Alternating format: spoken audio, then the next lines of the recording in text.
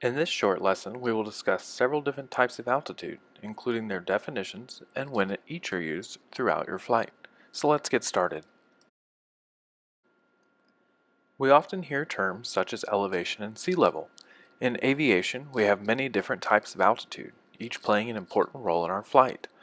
Depending on where we are flying and how high we are flying, we must use these altitudes to ensure safety of flight. Through this lesson, we will discuss indicated altitude, true altitude, absolute altitude, pressure altitude, density altitude, mean sea level, flight level, and above ground level. For most of our altitudes, we need some sort of starting point or reference. Since the altitude readings can be affected by weather, we must set both a standard for pressure and temperature. The standard is referred to as standard pressure or standard day. When the pressure reading is 29.92 inches of mercury and the temperature is 15 degrees Celsius, we have our standard. Anything below or above is non-standard and requires us to make adjustments. For every inch of pressure gained, for example, 30.92 would be 1 inch gained, and our indicated altitude would decrease by 1,000 feet.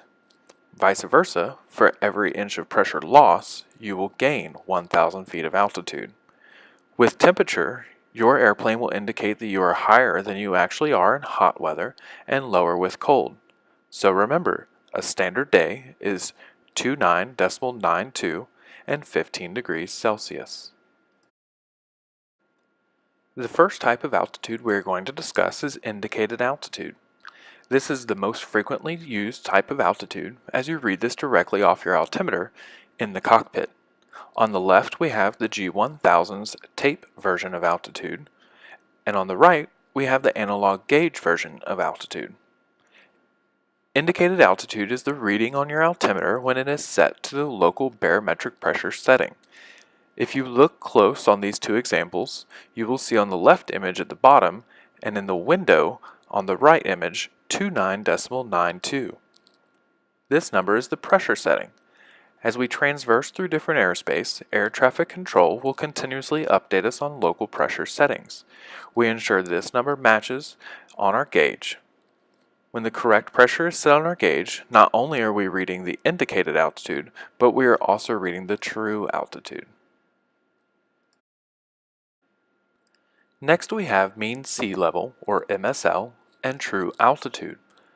To understand true, we need to understand what MSL is. We are familiar with sea level, but what is MSL? MSL is the height in reference to the sea level instead of the ground below us. Sound confusing? Hang tight and I promise I'll clear this up. True altitude is the height above sea level and is your indicated altitude when corrected for non-standard temperature and pressure. So MSL is the height above the ocean, and true altitude is the height above the ocean when corrected for non-standard temperatures and pressure. Remember, true altitude is your indicated altitude when it is corrected for non-standard temperature and pressure. When we are flying, we know that our altimeter tells us what our indicated altitude is, or what the true altitude is when set with the proper pressure setting. But when we are creating our flight plans, we could be crossing terrain such as mountains. When flying over mountains, you need to be at least 2,000 feet above them for safety reasons. For this, we would need to know the distance from the highest point to our plane. For example, if we are planning a flight and we have selected a cruising altitude of 6,500, but a mountain's peak we fly over would be at 6,000 feet, that only leaves us 500 feet between our plane and the peak of the mountain. Using this data, we would need to increase our cruising altitude to ensure that we cross the peak with at least 2,000 feet between us and the mountain. This is where absolute altitude and above ground level come into play.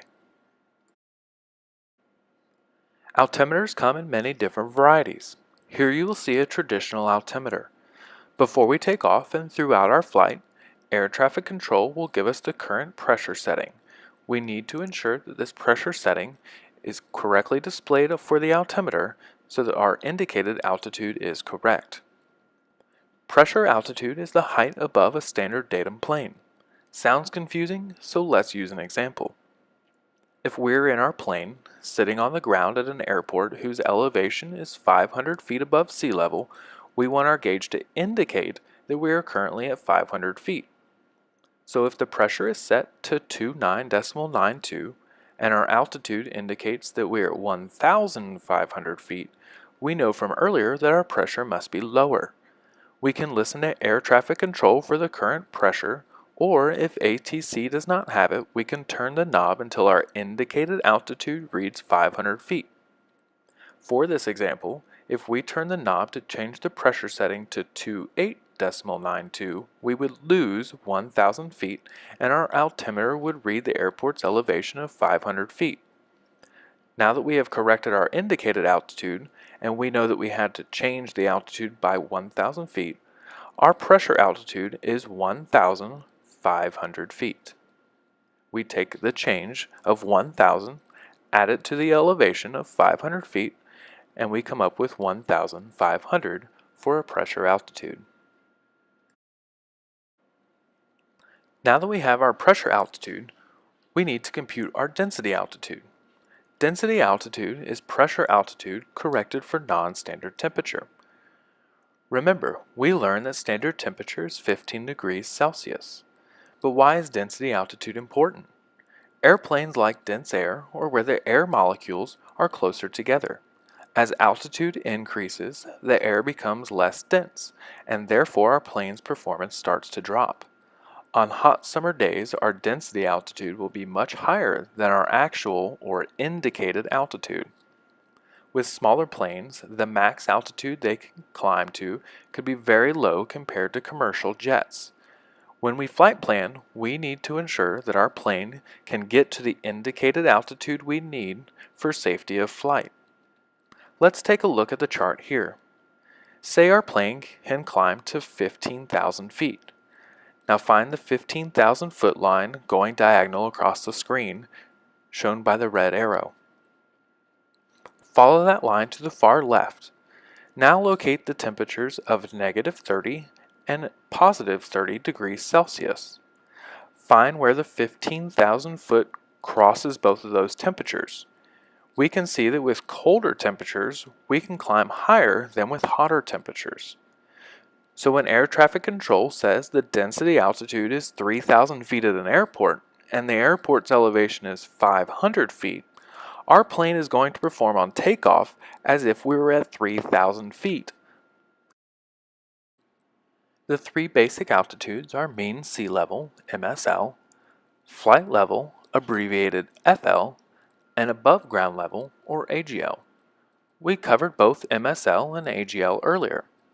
MSL is the height above mean sea level, and AGL is the actual height above the ground.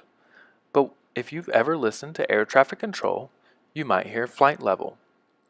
When higher powered planes reach 18,000 feet MSL or 18,000 feet indicated altitude, pilots will change their pressure to standard on their gauge regardless of what the actual pressure setting is. This means that no matter where you are in the world, an airplane flying at 18,000 feet or above will have the same pressure setting. But why would they need to do this? Above 18,000 feet, planes are flying at a relatively high speed in cruise flight. As we fly along, the pressure is constantly changing, requiring us to climb or descend. To prevent these high-speed planes from needing to go up and down during cruise flight and possibly hitting another plane, we set standard pressure for the entire cruise flight.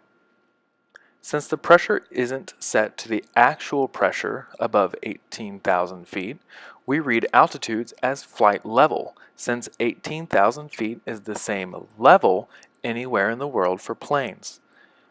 When we read numbers to air traffic control, we must say each number separately to avoid confusion. For example, if we wanted to say we are currently flying at 2,500 feet, we would say we are flying at 2,500 feet. So instead of having to tell ATC we are currently flying at 5,500 feet, we shorten this to flight level 255.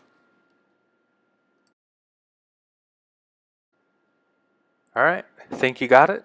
Let's find out. Our most commonly used altitude while flying is indicated. This altitude is read directly from your altimeter. We just need to ensure that we have the proper pressure setting. True altitude is the height above sea level. Absolute altitude is the height above terrain.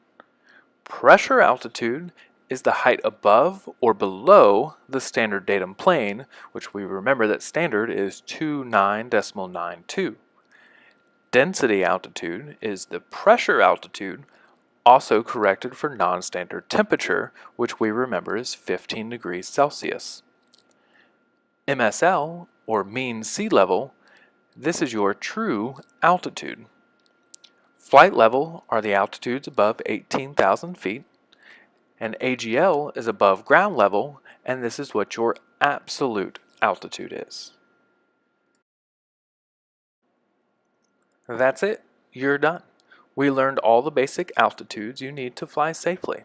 I hope you learned a thing or two, and good luck in your adventures on becoming a pilot. I recommend that you watch our next video on airspace to see how these altitudes are used while flight planning and traversing through airspace.